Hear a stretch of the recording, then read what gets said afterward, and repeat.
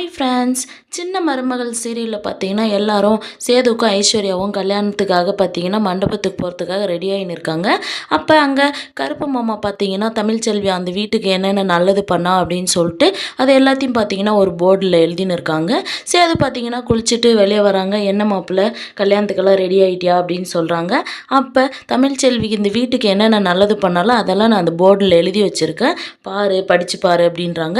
சேது பார்த்தீங்கன்னா அமைதியாக நிற்கும்போது கருப்பு பார்த்தீங்கன்னா என்ன படிக்க முடியலையா, சரி நானே படித்து சொல்கிறேன் அப்படின்னு சொல்லிட்டு பார்த்தீங்கன்னா தமிழ்ச்செல்வி பண்ண நல்லது எல்லாத்தையும் எடுத்து சொல்கிறாங்க. சரி மாப்பிள்ள, நான் சொல்கிறதெல்லாம் சொல்லிட்டேன், நீ கொஞ்சம் யோசிச்சு பாரு. தமிழ்ச்செல்வி இந்த வீட்டுக்கு பண்ண நல்லதெல்லாம் நினச்சி பார்த்துட்டு தமிழ்ச்செல்வி வேணான்னு முடிவு பண்ணிவிட்டு ஐஸ்வர்யாவை கல்யாணம் பண்ணிக்கிறதுனா அந்த பட்டு வேஷ்டி சட்டை நகை எல்லாம் போட்டுக்கிட்டு ரெடி ஆகிட்டு கீழே வா நான் கிளம்புறேன் அப்படின்னு சொல்லிட்டு கிளம்புறாங்க. இங்கே ராஜாங்கவும் மோகனாவும் பார்த்தீங்கன்னா கருப்பு கிட்ட என்ன சேது ரெடி ஆகிட்டானா அப்படின்றாங்க. ரெடி ஆகினே இருக்காரு அப்படின்றாங்க. அப்போ பார்த்தீங்கன்னா ராஜாங்கம் சேதுவுக்கு கால் பண்ணுறாங்க. என்னடா ரெடி ஆகிட்டியா அப்படின்றாங்க. இல்லைப்பா ரெடி ஆகின்னு இருக்கேன். என்னடா நாங்களாம் ரெடி ஆகிட்டோம், டைம் ஆகுது, நீ இப்போ தான் ரெடி ஆகின்னு இருக்குன்னு சொல்கிற, சரி நீ ரெடி ஆகிட்டு வா, நான் வேணா கருப்புவை விட்டுட்டு போகிறேன், நீயும் கருப்பும் வாங்க அப்படின்றாங்க. அதுக்கு சேது பார்த்தீங்கன்னா இல்லைப்பா நான் ஒன்ட்டேவே வந்துடுறேன் அப்படின்றாங்க. சரி கல்யாணத்துக்கான ரெடி பண்ணி வச்சுருக்க டெக்கரேஷன் பண்ணியிருக்கிற காரில் நீ வந்துட்டு நாங்களாம் கிளம்புறோம் அப்படின்னு சொல்கிறாங்க. இங்கே தமிழ்ச்செல்வி பார்த்தீங்கன்னா காலேஜ் போகிறதுக்காக அவங்க அப்பா பார்த்தீங்கன்னா ஆட்டோ கூப்பிட்டு வராங்க. வந்து அப்பத்தா கிட்ட பார்த்தீங்கன்னா அம்மா நீங்கள் சொன்ன மாதிரி ஆட்டோ பிடிச்சிட்டு வந்துட்டோம்மா, இனிமேல் தமிழ்ச்செல்வி பார்த்தீங்கன்னா ஆட்டோவில் தான் போகணும் வரணும் அப்படின்ற மாதிரி அப்பத்தா சொல்கிறாங்க. தமிழ்ச்செல்வியோட அப்பா பார்த்தீங்கன்னா அதை எங்ககிட்ட சொல்லாதீங்க அங்கே சொல்லுங்கள் அப்படின்றாங்க. தமிழ்ச்செல்வியும் பார்த்தீங்கன்னா ரெடியாகி வராங்க. தமிழ்ச்செல்வியோட அம்மா பார்த்தீங்கன்னா நீ பஸ் ஸ்டாண்ட் வரையும் ஆட்டோவில் போ தமிழ்ச்செல்வி, அங்கேருந்து நீ பஸ் ஏறிக்கோ அப்படின்றாங்க. ஏம்மா நான் பஸ்லேயே அழகாக போயிட்டு வந்துடுவேன்ல, எதுக்கு இந்த ரிஸ்க் உங்களுக்கு அப்படின்றாங்க.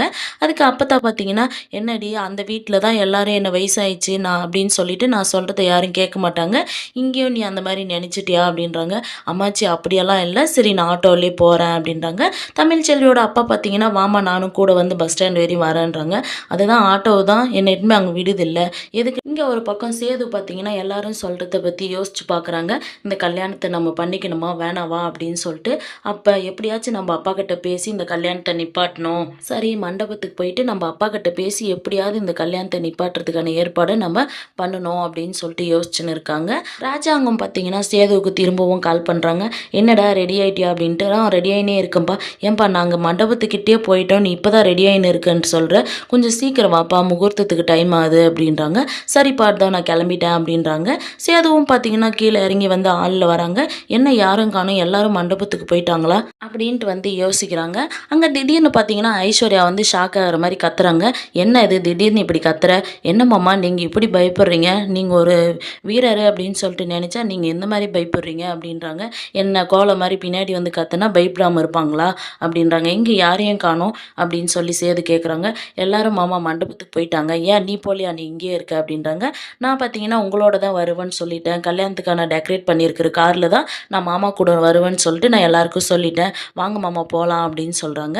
அதுக்கு சேது பார்த்தீங்கன்னா இல்லை நீ முன்னாடி நடு நான் அப்புறமா வரேன், இல்லை வா மாமா நீங்கள் நாம் 2 பேரும் சேர்ந்து போகலாம் அப்படின்னு சொல்லிட்டு சேதோட கையை பிடிச்சிக்கின்னு ஐஸ்வர்யா போகிறாங்க. கார்கிட்ட வந்தோடனே பார்த்தீங்கன்னா ஐஸ்வர்யாவுக்கு அவங்க அம்மா கால் பண்ணுறாங்க. அம்மா கால் பண்ணுறாங்க, இருங்க மாமா அப்படின்னு சொல்லிட்டு பேசுகிறாங்க. பேசிட்டு பார்த்தீங்கன்னா அம்மா முகூர்த்தத்துக்கு டைம் ஆயிடுச்சு சீக்கிரம் வாங்கன்னு சொல்கிறாங்க மாமா, நான் கிளம்பிட்டேன்னு சொல்லிட்டு வாங்க போகலாம் அப்படின்னு சொல்கிறாங்க. அவங்களும் பார்த்தீங்கன்னா காரில் கிளம்புறாங்க. அப்போ காரில் பார்த்தீங்கன்னா சேது ட்ரைவ் பண்ண இருக்கும்போது சேதுவோட கை மேலே பார்த்தீங்கன்னா ஐஸ்வர்யா கை வைக்கிறாங்க. திடீர்னு சேது கையை எடுத்துடுறாங்க. சரியான குறும்பு தான் இவருக்கு, பார்த்துக்கலாம் ஃபஸ்ட்டு கல்யாணம் ஆகட்டும் அப்படின்னு சொல்லிட்டு ஐஸ்வர்யா யோசிக்கிறாங்க. அப்புறம் பார்த்தீங்கன்னா காரில் ஃபுல்லாக பாட்டு சவுண்டு வச்சுக்கின்னு ஜாலியாக வந்துன்னு இருக்காங்க. என்ன ஐஸ்வர்யா இவ்வளோ சவுண்டு வைக்கிற, இல்லை மாமா இன்னும் கொஞ்ச நேரத்தில் உனக்கும் எனக்கும் கல்யாணம் ஆகிடும்ல, அந்த சந்தோஷத்தில் இருக்க மாமா அப்படின்னு சொல்கிறாங்க. இங்கே ஒரு பக்கம் பார்த்தீங்கன்னா தமிழ்ச்செல்வி ஆட்டோவில் வந்துன்னு இருக்காங்க. வர்ற வேகத்துலேயே பார்த்தீங்கன்னா ஒரு வண்டி வந்து ஆட்டோவை இடித்து தள்ளிடுது, ஆக்சிடெண்ட் ஆகிடுது. அப்போ தமிழ்ச்செல்வி பார்த்தீங்கன்னா கீழே விழுந்துட்டு கத்துறாங்க வலி தாங்க முடியாமல். அந்த வழியாக வந்த சேது பார்த்தீங்கன்னா திடீர்னு காரை நிப்பாட்டிடுறாங்க. ஐஸ்வர்யா பார்த்தீங்கன்னா ஏன் மாமா பாட்டை ஆஃப் பண்ணீங்க, நான் ஜாலியாக என்ஜாய் பண்ணி வந்துன்னு இருக்கேன்ல அப்படின்றாங்க. சேது பார்த்தீங்கன்னா ரோடில் ஆக்சிடெண்ட் ஆகிருக்கு, சும்மா இரு அப்படின்னு சொல்லிட்டு காரை விட்டு இறங்குறாங்க.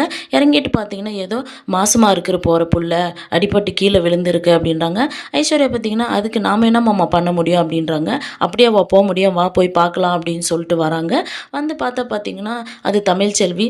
சேதுவும் பார்த்தீங்கன்னா ஷாக் ஆகி நிற்கிறாங்க. சேது ஐஸ்வர்யா கிட்ட பார்த்தீங்கன்னா, ஆக்சிடென்ட் ஆன இதில பிரசவ வலியே வந்துட்டாட்டு இருக்கு. எப்படியாச்சும் ஹாஸ்பிட்டலுக்கு கூட்டு போணும் அப்படின்றாங்க. அதுக்கு ஐஸ்வர்யா பார்த்தீங்கன்னா, மாமா நாம எதுக்கு கூட்டு போணும்? இன்னும் கொஞ்ச நேரத்தில நமக்கு கல்யாணம். வாங்க நம்ம மண்டபத்துக்கு போலாம். ஆம்புலன்ஸ்க்கு கால் பண்ணிடலாம். அவங்க வந்து கூட்டு போவாங்க அப்படின்றாங்க. நீ ஒரு பொண்ணு மாரியா பேசுற? ஒரு மனசாட்சி இருக்கா உனக்கு? ஒரு ஒரு பொம்பளை இப்படி பிரசவத்துக்கு வலியில தாங்க முடியாம இருக்கு. நீ வா போலான்னு சொல்லி கூப்பிடுற அப்படின்ட்டு பார்த்தீங்கன்னா, சேது ஐஸ்வர்யா மேல டென்ஷன் ஆகுறாங்க. இங்க ஒரு பக்கம் பார்த்தீங்கன்னா, சாவித்திரி ஏற்பாடு பண்ண ஆளுங்க பார்த்தீங்கன்னா, அந்த கல்யாண பொண்ணா தான்டா இருக்கும். வாடா அவ்வளோதான் கடத்தலாம். வாடா நம்ம அங்கேயே போய் தூக்கிடலாம் அப்படின்னு சொல்றாங்க. அவங்களும் பார்த்தீங்கன்னா கிட்ட வராங்க. அப்ப சேது பார்த்தீங்கன்னா, தமிழ்ச்செல்விய தூக்கிக்கிட்டு காருக்கு போறதுக்கு போறாங்க. அப்ப ஐஸ்வர்யா பார்த்தீங்கன்னா, மாமா எதுக்கு கூட்டு போறீங்க? ஆம்புலன்ஸுக்கு ஃபோன் பண்ணா ஆம்புலன்ஸ் வருது விடுங்க மாமா அப்படின்றாங்க. திடீர்னு பார்த்தீங்கன்னா, ஐஸ்வர்யாவ அந்த ரவுடிங்க இழுத்துன்னு போறாங்க. மாமா காப்பாத்துங்க, காப்பாத்துங்க அப்படின்றாங்க. சேது பார்த்தீங்கன்னா, தமிழ்ச்செல்விய கார்ல படுக்க வச்சுட்டு வேட்டியெல்லாம் மடிச்சு கட்டிட்டு பார்த்தீங்கன்னா, அந்த ரவுடிங்களோட சண்டை போடுறாங்க. இந்த மாரி தான் முடிச்சிருக்காங்க. சேது தமிழ்ச்செல்விய கூட்டின்னு போய் ஹாஸ்பிட்டல்ல அட்மிட் பண்ணிட்டு பார்த்துப்பாங்களா? இல்ல வந்து ஐஸ்வர்யாவ கல்யாணம் பண்ணிப்பாங்களா என்னன்றத நாம அடுத்த வாரம் எபிசோட்ல பார்க்கலாம். வெயிட் பண்ணுங்க.